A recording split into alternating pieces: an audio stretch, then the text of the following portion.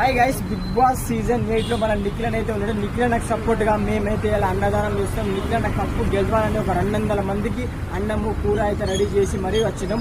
ఈ అన్నదాన కార్యక్రమానికి మాకు శ్రీహరి అన్న సపోర్ట్ చేసిన అన్న, థ్యాంక్ యూ సో మచ్ అన్న. సపోర్ట్ లేకపోతే అన్నదాన కార్యక్రమం కూడా కాదు. సో ఇవాళైతే మేము బసవతార హాస్పిటల్కి 200 మందికి భోజనం అయితే రెడీ చేసినాం. సో ఇద్దాం గాయస్, ఎలా ఉంటుందో వాళ్ళ రెస్పాన్స్ చూద్దాం.